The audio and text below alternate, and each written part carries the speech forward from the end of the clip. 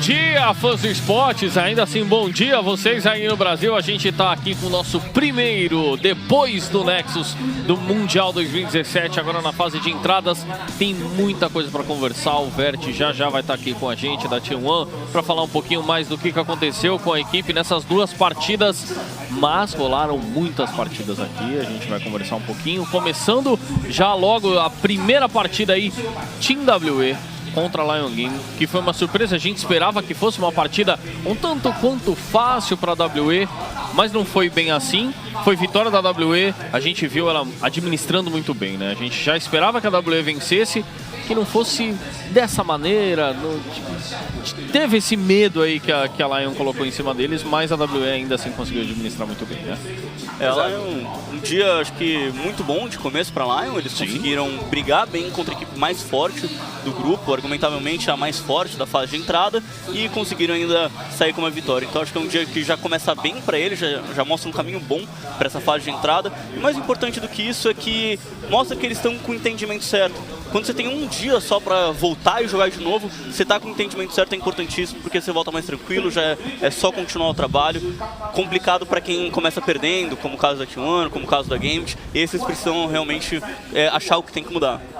Eu, assim, apesar de esperar um jogo mais unilateral a favor da WE, foi o que o Conde comentou na entrevista pós-jogo. Eles estão acostumados com isso. Eles estão acostumados a esse jogo mais toma lá da cá, porque eles gostam muito de levar pra isso. Não teve momento onde eles ficaram atrás no ouro. Sim, eles perdiam lutas e conseguiam barão, eles perdiam espaço, mas ainda estavam na frente no ouro. Então acho que não ficaram tão preocupados assim. Foi o meu jogo predileto de hoje, foi de vocês também. Acho que foi o mais divertido de assistir. Sim. Foi porque teve briga dos dois lados. Os dois times estavam jogando, os dois times estavam brigando.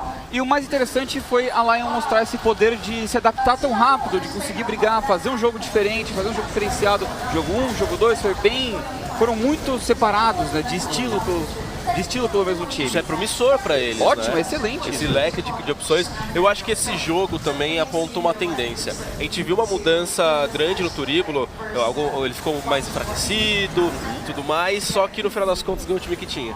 Sim. Né? Então acho que ainda a tendência é essa, o Turíbulo ainda tá forte, ao que tudo indica. O late game realmente foi, acho que, bem definido por conta de você ter esses dois atiradores, você ter um suporte que pudesse ativar bem esse Turíbulo e conseguisse proteger esses dois atiradores. Acho que mesmo tendo essa Syndra, que é uma campeã forte para a rota do meio, pro late game, no final do jogo a única fonte de dano real era o Kog'Maw. Então eles dependiam muito do dano do White Lotus, dependiam muito dele estar bem protegido, tanto que a última luta é mais a WE só gastando tudo que tinha pra cima do White Lotus, tirar ele de posição e conseguir garantir a eliminação, do que necessariamente ter que se preocupar com a Syndra, ter que se preocupar com o Seiya. O grande ponto que o melhor momento da Lion na partida foi naquele barão que eles conseguiram matar o Ben, que era a Janna. Isso. Porque ele acabou ficando fora de posição, acabou ficando ao alcance da Syndra, ele foi explodido, e foi a teamfight que eles venceram exatamente porque mataram a Janna. Então eles não conseguiram mais chegar, porque a WE leu muito bem e falou: opa, bem, fica tranquilão aí, não morre, pelo amor de Deus. Fica atrás da escudo e pronto. E no final das contas, a Syndra não conseguia explodir mais a linha de frente da WE, mas a WE conseguia explodir a linha de frente da Lion porque eles tinham jogar, que era dano verdadeiro, então conseguia abrir esse espaço. E eram dois atiradores, né? Um de dano físico, que era o caso da Xayah, e um de dano mágico, que era o caso do Cork. Então foi uma partida, no final das contas, que tinha um prazo de validade o que a Lion podia fazer. Mas apesar dessa partida ter sido tão acirrada assim entre os dois, mostra que vai ser uma vida difícil para Gambit nesse grupo, porque a gente viu a Lion indo muito bem na medida do possível em cima da Team WE e depois vencendo em cima da Gambit, que também perdeu para a Team WE. A Gambit vai ter uma vida difícil nesse grupo aí, que a gente até antes no sorteio tinha considerado como se fosse o mais difícil da morte. É complicado, né? Porque era justamente isso que a gente estava falando, é o grupo da morte, porque a gente, mesmo vendo a Gambit como um grande time, sabia que a Lion podia ter de novo esse momento que eles tiveram no International Wildcard, que a gente teve em São Paulo, teve em Curitiba, que o time se sobressaiu, o time apareceu, estava bem adaptado ao meta, e está acontecendo de novo, vieram muito bem, então é por isso que agora ainda mais é o grupo da morte. Está muito muito difícil e é triste que a gente vai ver uma dessas 3 equipes saindo, nem chegando numa melhor de 5, porque eu adoraria ver as 3 jogando, já que eu acho que tanto a Lion como a Gambit têm plenas condições de tirarem uma série melhor de 5 de Cloud9, de Fnatic, que a gente ainda não viu, mesmo HK, acho que eles têm condições. E a gente vai acompanhar agora as 2 equipes se enfrentando, né? O confronto entre Gambit e Lion, que Skit, de novo, a Gambit escapou aí, acabou perdendo para Lion. E a Lion se mostrou um ritmo bem mais acelerado. Parece que eles se adaptaram contra a WE para tentar fazer alguma coisa, aquele early game, aquele macro que eles disseram, e aí contra a Gambit eles já acharam muito mais espaço e conseguiram se aproveitar. Foi esse o grande ponto que a gente tinha falado antes. A Lion se adaptou ao seu adversário. Primeiro, né, eles pegaram um jogo mais lento e agora um jogo rápido. 3 grandes pontos de dano, trabalhando muito bem. O Odd deu um baile no Diamond nesse jogo, conseguiu emplacar muito bem o seu jogo, e a Lion se mostra uma grande força. Pelo outro lado, a Gambit estava estranha.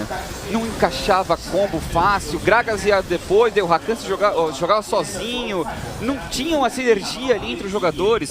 Muitas vezes eles eram pegos sozinhos, estejos fora de si hoje nos 2 jogos, no segundo principalmente, muitos pick-offs em cima dele, e ele não encontrou um ritmo, a Gambit não encontrou um ritmo, que eles precisam urgentemente achar isso para amanhã. Fiquei bem decepcionado com a Gambit no geral, assim. Como o Skit estava falando, parece que nada deu certo, tudo que eles estavam fazendo ia, sabe? Tudo quebrado, Ryze ulta, daí você vai, ult pra trás. Sim, aí eles... tudo bem, eu acho legal você trazer coisas diferentes, como eles sempre trazem coisas diferentes. Os picks do Kira, trouxe esse Ryze que já tinha trazido antes, trouxe a Nivea na segunda partida, que é a marca registrada dele, tudo mais, teve uma usar suporte, mas sabe, ficaram muito presos a vamos fazer diferente. Às vezes não vale a pena fazer tudo diferente. Então ficou muito travado, truncado. No segundo jogo também, eu não entendo por que a Nivea com o Caim, sabe? O Caim precisa de cobertura, a Nivea não pode dar essa cobertura nesse jogo também. Para que colocar uma Camille na mão do Stejos? É um jogador que se vira muito melhor com campeões instantes, de menos recurso, que vai trabalhar mais com empurrar a lane e sair. A Camille não faz isso tão bem também, então senti a Gambit muito fora do que a gente está acostumados a vê-los jogando na LCL. Acho que foi um bait muito bem colocado no draft. Eles colocaram ali o Jace, daí eles pegaram a Camille para bater de frente e daí voltaram com o Jax, jogaram o Jace no meio. Então foi realmente aquela isca que você coloca ali pro seu adversário e fala, ok, eu sei que eles vão fazer, mas você volta com o counter muito bom, utilizando muito bem o lado vermelho. Eu acho que mesmo a história do dia já ajuda a colocar o time da Gambit nessa armadilha, porque eles já tinham usado no primeiro jogo o Maokai na rota superior, e aí no segundo jogo eles colocam o Maokai pra selva, mudam a dinâmica do time, mudam a forma de usar o campeão, e eu acho que até por isso conseguiu ainda mais pegar de surpresa o time da Gambit, porque eles inverteram totalmente a proposta para a rota superior, que era um tanque, colocaram a Camille para talvez jogar em cima desse tanque, para ter um matchup bom em cima dele, e aí vem o Jax para acabar com a Camille. E aí, claro, chega no jogo, a Gambit não tinha nenhum controle das rotas, não conseguiu sair e soltar o jogo, e parece que acabaram não conseguindo entrar numa sinergia, entrar num ritmo, acaba complicando a situação deles. Muito mudada, muito diferente a equipe da Lion nesse momento. Tá certo. Olha só, senhores, olha só quem tá aqui com a gente. O Vert que tá aqui com a gente. Primeiramente, agradecer a sua presença. A Vert tá aqui pra gente conversar um pouquinho. A gente sabe que não foi um dia muito bom, foi um dia difícil. E era exatamente isso que eu quero perguntar pra você. Como que foi essa sua estreia? Como que é estrear? É difícil um campeonato internacional assim, com o mundo inteiro olhando pra vocês. Como que foi? Como que você sentiu esse seu primeiro dia? Um pouquinho estranho, a gente parece que não tá sendo a gente mesmo, a gente não conseguiu...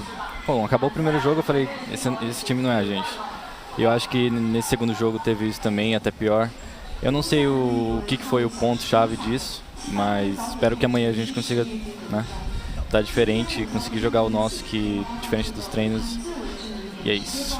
Sem dúvida nenhuma, a equipe da T1 tem muito a conversar pra gente ver uma T1 diferente aí nos próximos jogos, mas vamos ver então o que aconteceu aí no dia de hoje.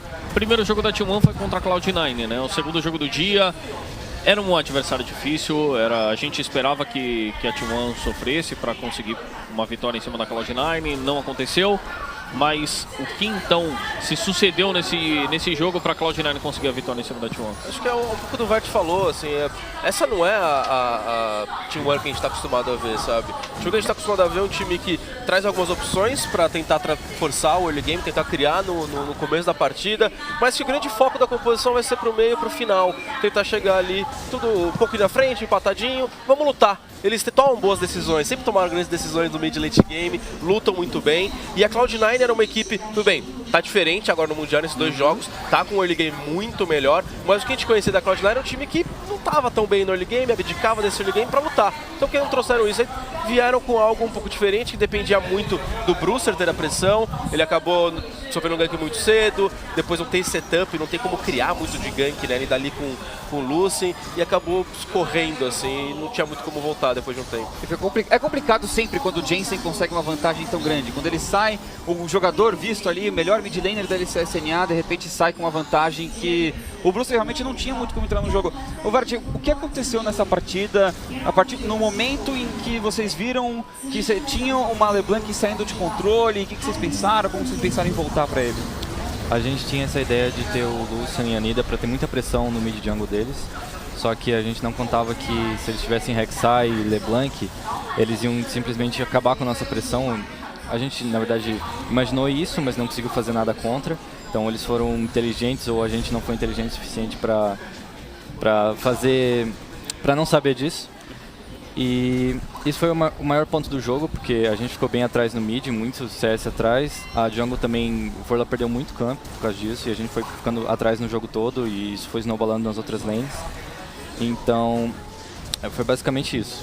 Acho que é uma questão que a gente até pede bastante, que é da nossa representante, da T1, jogar o jogo deles, trazer a preparação deles e emplacar. Eu acho que isso aconteceu nessa partida.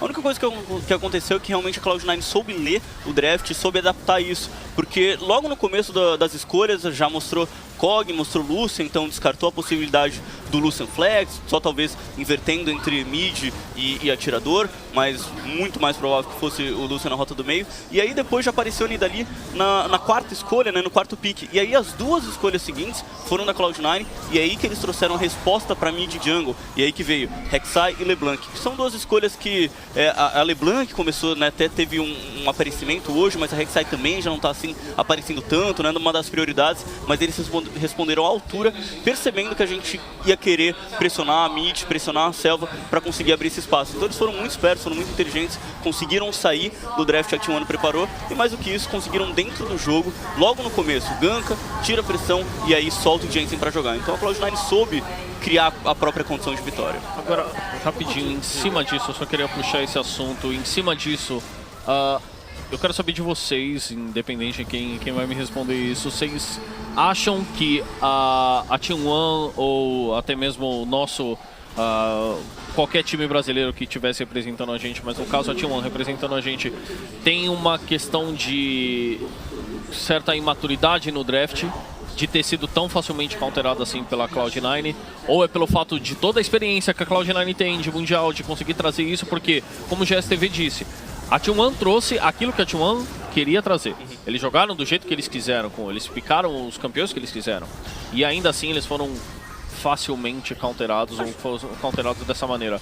Toda estratégia acho que tem uma contra-estratégia. E a Cloud9 foi esperta em ler isso muito rápido, entender isso e conseguir jogar contra. Acho que existem escolhas para você fazer de antes de você entrar. Eles escolheram arriscar essa composição, jogar em cima dela, e acho que se prenderam a isso, que também é importante. Claro que esse jogo especificamente contra a Cloud9 era um jogo difícil. Esse jogo não estava valendo tudo. O importante era o adversário mais direto, que era o Direwolves, mas acho que é importante arriscar jogando contra um time mais experiente, um time que, se eles não tivessem tido essa leitura, talvez seriam perdidos. Então vamos pro jogo da Direwolves, então. Um jogo que foi difícil, Vert. Esse jogo realmente a gente não esperava. Era o jogo que todo mundo estava esperando que fosse o mais equilibrado, devido à história das duas equipes. Porém, foi extremamente o contrário. A gente viu um jogo até mais dominante da Direwolves do que a da própria Cloud9 em cima de vocês. Eu quero que você me conte aí o que aconteceu nesse segundo jogo. Eu acho que nosso plano estava bom. Eu acho que o problema foi mais, não sei, uma série de erros no mapa todo que snowballou eles. E esse jogo teve muito mais daquilo que eu falei, que parece que não é a gente jogando, parece que, não sei, tem uma coisa no coletivo que não faz a gente conseguir jogar o nosso normal. E não sei se é o ambiente, se foi alguma coisa, se é a mentalidade, mas basicamente a gente perdeu mais a gente tomou esse stomp, na verdade, por mais erro nosso.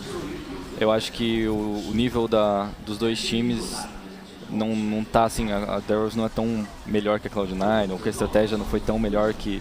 Então só consigo ver a culpa nos nossos próprios erros, e acho que é isso. Você pensou talvez em ter mudado um pouco o draft, ter sido um pouco mais fácil, colocado, você tinha o Nara ainda disponível, o Galio, ter feito uma estratégia que desse mais espaço para erros, principalmente. Você estava com o Carry no topo, que não conseguiu se encaixar muito bem, Forlan foi pego logo no início. Sim. Nos dois jogos parecia que estava um pouco de ansiedade demais nas jogadas de todos vocês. As escolhas eu achei que foram bem estranhas de todo mundo, não sei, mas... a gente tinha um plano bom, que era ter Jax no começo, porque a gente faz ele flex e a gente sabia que eles iam pensar que esse Jax é top. E a gente teve resultados muito bons com o Jax Jungle contra os times do Mundial, que a gente não ia enfrentar. E basicamente teve um pouco de... no primeiro jogo eu podia ter pegado um carry contra esse galho, então vamos nesse segundo jogo eu vou pegar um carry, vou tentar fazer uma diferença. Só que acabou que no mapa inteiro a gente tomou muita pressão, não pressão, a gente cometeu erros e eles snowballaram e a gente não conseguiu executar a comp. Então foi um jogo que não tinha muito espaço pra gente pelos erros que a gente fez. A Dire Wolves nos dois jogos se mostrou bem desatualizada, eu senti nas prioridades. Teve um first pick no Jarvan agora, que tinha a Zaya aberta, mas aí também a T1 deixou passar a Zaya e eles não pegaram de novo. E esse Jax eu já tava sabendo, o Forlan comentou em entrevista publicamente, logo depois da final, que tava preparando o Jax. Mais uma vez, pegaram coisas que vocês queriam, vocês já haviam planejado e não encaixa, não dá certo. E eu também queria entender por que essa Fiora, em cima de Rumble ainda. Rumble era a única escolha que funcionava contra a Fiora algum tempo atrás, você escolheu ele em cima dele. Por quê? Qual que era a ideia dessa composição e da Fiora? Ok, a gente pensou basicamente, a gente vai ter bastante pressão no começo, por causa da Orianna e do Jax, eles conseguem exercer pressão. Então basicamente a gente não precisa de pressão top, eu vou deixar ele ter pressão top. Eu vou escalar e a gente vai basicamente executar a comp, comigo splitando o Rumble, ele não vai conseguir sair, eu vou ficar divando ele o jogo inteiro. Só que pelo jeito que o jogo aconteceu, isso obviamente não deu pra fazer, mas era basicamente a gente ia tomar pressão top e depois do jogo eu ia fazer o que eu quiser na parte onde o Rumble tivesse e não deixar ele lutar. E o nosso 4 era mais forte que o deles. Bacana. Eu queria ter visto mais esse Jax, eu realmente não deu tempo de ver ele em ação, Jax tank, o Jax de utilidade pra lutar. Parece que esse momento inicial acabou com o Jax. Por meio que ele perdeu o double buff, perdeu o timing do jogo, rotação, e o mapa se foi com o double buff no cork ainda por cima. São os errinhos que o Vest estava falando. Como é que você vai invadir as Aquaminas do adversário se o teu mid laner tá tomando a pressão no meio? Sabe, não tem sentido. E também a Morgana conseguiu sair antes, não tinha nem como o Redbert ou o Absolute aparecerem, sabe? Esses erros e tem um isolar muito grande, que o Bruce já tava um pouquinho atrás, aí ele tem que enfrentar um cork de double buff, daí você parecia um pouco apático, vocês pareceram um pouco apáticos, tipo, e agora? Deu tudo errado, a gente queria pressão no meio, não tem mais porque a gente cometeu esse erro, aí para e tenta fazer as coisas, não dá certo e cria uma bola de neve não só de ouro e de recurso, mas também de postura dentro do jogo. Você sentiu isso também, Vert? Um pouco, né? Chega uma hora que tipo não tem tudo que você pode fazer, aceitar e tentar esperar o erro deles, quando o jogo tá num snowball tão grande. Então não tem muito o que você setar e fazer de pick-off, de tentar voltar pro jogo, não quando o snowball tá tão grande assim, que ninguém consegue fazer absolutamente nada diferente no CBLOL. Quando a gente cometia alguns erros ou saía um pouquinho atrás, mas a gente sabia o que a gente estava fazendo, a gente estava até que indo bem, a comp estava bem setada, ou o snowball não era tão grande do time adversário. O que aconteceu que não foi eles que são tão bons, que snowballaram muito, foi mais a gente que não conseguiu ficar de boa, por mais que não conseguiu diminuir o tanto de erro que a gente fez, basicamente isso. O Vert, você acha que ponto das atitudes da sua própria equipe, seja dentro do jogo ou até mesmo no draft, tenha sido ecos da primeira partida? aquele esquema do... eu podia ter pego um Lucian no mid se eu quisesse enfrentar um Cork, mas aquele Lucian na primeira partida já não deu muito certo. Talvez. Eu acho que pode ter sido um eco da primeira partida. Tipo, por exemplo, no top eu falei que se eu tivesse uma Fiora contra um Galio, a gente ia conseguir ter aquela pressão e ia conseguir fazer mais coisas no mapa. E nesse jogo eu falei, então talvez se a gente tiver a Fiora contra esse Rumble, a gente vai escalar e a gente vai fazer o que a gente quer. Então, pelo menos da minha parte, teve esse eco. Do resto do time eu não posso dizer, mas talvez. Bom, esse jogo pra mim mostra muito um pouco de ansiedade, na verdade, porque o jogo, para ele fluir da forma que precisava fluir, que a composição queria, na verdade o jogo normalmente ele tem uma lista de coisas que você tem que cumprir para dar certo a sua composição, para dar certo o que você está querendo fazer. Nesse caso, um exemplo simples, o Jax vai invadir a Comera, você precisa ter rota do meio avançada, você precisa ter rota inferior avançada, você precisa ter pressão para deixar um contra um na selva, e mesmo que o Jarvan chegue, você conseguir também reagir, você Jarvan conseguir... também, né? Exatamente. Assim, mesmo que ele chegasse, você ter o seu time chegando antes, o time tá na frente. Então, essas coisas, essa lista não ser cumprida previamente, antes de você iniciar uma jogada, acho que demonstra um pouco a questão da ansiedade, um pouco a questão de primeira vez tá jogando num palco internacional, primeira vez o time tá todo aqui. E acho que também são vários pontos de a comunicação não tá fluindo tanto, e até um pouco também do time da Dire Wolves jogar uma forma tão diferente do que estão acostumados, jogar diferente do que a gente espera, mesmo pelo meta internacional, que é o que a gente está apontando, que é um time que soltou muito a composição deles, o que a gente estava vendo nos outros jogos, e conseguiu fazer dar certo, conseguiu reagir, conseguiu responder dentro do jogo, então tirou muito da normalidade e não deu para a T1 conseguir colocar as próprias condições de vitória.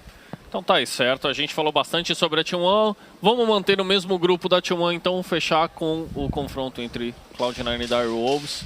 Vamos falar um pouquinho deles. Quero também até aproveitar o Vett que está aqui junto com a gente para você contar também aí, enxergando agora aí um pouquinho do jogo. O que também eu quero saber de vocês, o que a gente pode tirar do confronto deles dois para ser reflexo depois para Cloud9, para T1, né?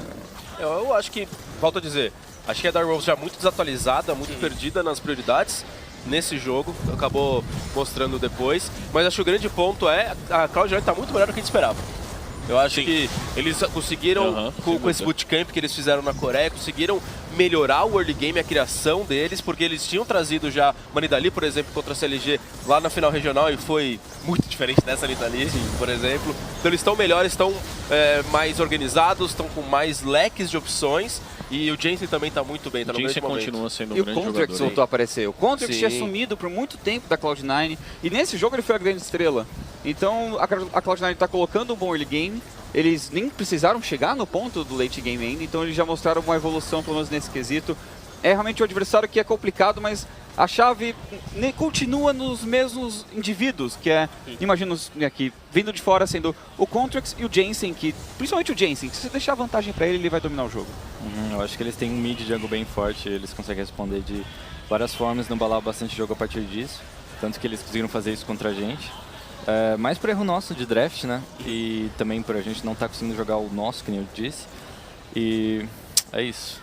Mas nessa partida contra a Dire Wolves, a Dire Wolves deixou passar o Jarvan do Impact, que foi bem forte. E a Zaya. Eles não tá perdendo. O principal, né, o mais gritante foi deixar passar a Zaya, porque já é uma escolha marcada do Sneak, é um campeão entre os mais fortes atiradores que a gente tem atualmente, e que mais que isso permite você criar muita jogada, né? Diferente de, por exemplo, Kog, Tristana, que você cresce pro late game, a Zaya permite você crescer sempre criando jogada, criando riscos pro time adversário, diferente dos outros atiradores. Então dá ainda mais espaço pro Sneak jogar, para ele ser uma ameaça. E a gente tá falando bastante, né, do Contract, do Jensen, mas o Impact também é uma grande ameaça, tá jogando muito bem, tá conseguindo achar os próprios espaços, e o Sneak também na rota inferior também cria. Então é por isso que esse time tá funcionando muito bem. Na minha opinião, o melhor time que jogou hoje. Não acho que a WE jogou tão bem contra a Cloud9. E acho que já deixa eles um pouquinho mais distantes para amanhã. Acredito que tanto a T1 como a Dire Wolves já devem pensar no confronto direto, pensar no jogo no jogo deles, mais do que talvez quebrar essa Cloud9, porque pouco tempo para preparar. Cloud9 parece estar um pouquinho mais distante. Voltando ao Impact, como o GSTV bem disse, vocês baniram o Jarvan dele. E aí, era o receio de encarar um Jarvan dele? Na verdade, não. Não exatamente no top. É que o campeão é flex, ele consegue fazer esse papel no draft, ele ser forte no draft. E é basicamente isso. É mais um campeão que é forte no draft. Nesse caso, nesse jogo, eles tinham ele mais para jungle, mas quando eles viram que era um jogar top, eles falaram, dá pra jogar com esse Jarvan top. A gente pega uma Nidalee de jungle que vai pressionar muito a Sejuani. E eles quiseram mais ter essa Nidalee contra a Sejuani do que ter um Jarvan no top.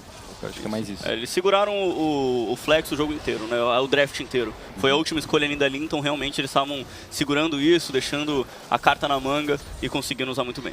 Agora, senhores, eu quero saber de vocês quais foram aí as grandes revelações, seja time ou jogador, desse primeiro dia aí, da fase de entradas. Time, acho que é Cloud9. Né? Eu iria de Lion. Sem ser revelação, mas acho que quem mais me surpreendeu. Eu gosto de surpresa. Os dois me surpreenderam, mas eu acho que a Cloud9 foi um pouquinho a mais. Mas de jogador eu colocaria o Seiya. O Seiya, o que ele fez pra deixar o time desse ponto que surpreendeu o GSTV, pra mim o nome do time foi o Seiya. A Syndra dele contra a WE foi incrível. Todo mundo falando do White Lotus, que jogou bem, mas o White Lotus fez o que fez, causou tudo o que causou, porque o Seiya estava abrindo os espaços e estava criando pro time dele. E depois de Jace também foi excelente. Esse aí é o jogador do dia, com certeza. E Lion, eu vou com o GSTV na Lion, porque a Lion foi expectativa versus realidade. E a realidade da Lion foi muito além.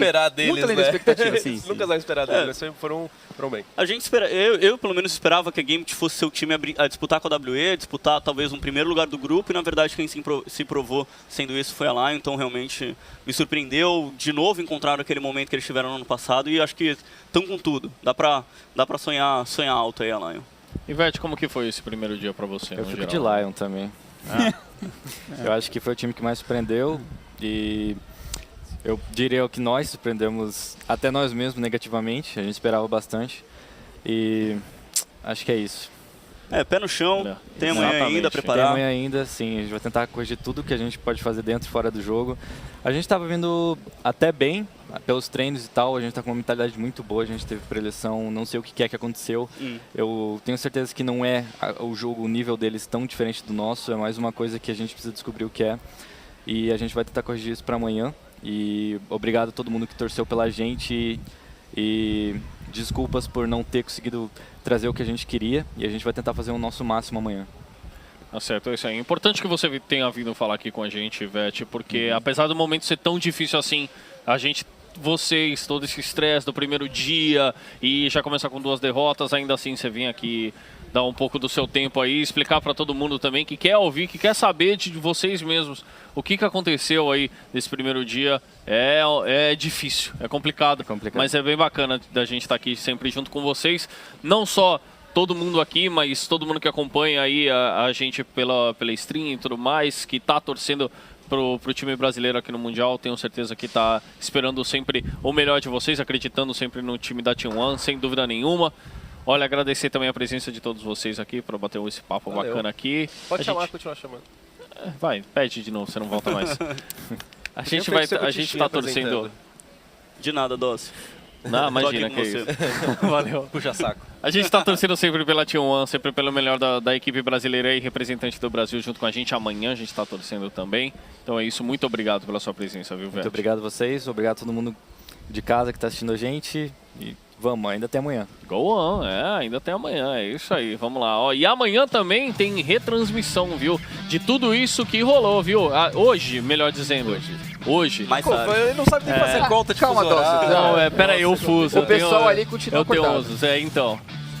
O Brasil, então, pronto. O Brasil tem a 1 da tarde, retransmissão, viu? Em todos os canais oficiais da Riot Brasil, tá? Vai ter retransmissão de todo esse dia aqui, o primeiro dia, vai acompanhar tudo. Porque aí sim, na madrugada de domingo, amanhã, eu não tô errado agora. Não. Amanhã, às 2 da manhã, a gente, claro, sempre te espera com mais de fase de entradas aí do Mundial e a gente continua acreditando na T1. Amanhã tem mais T1, a gente espera vocês lá.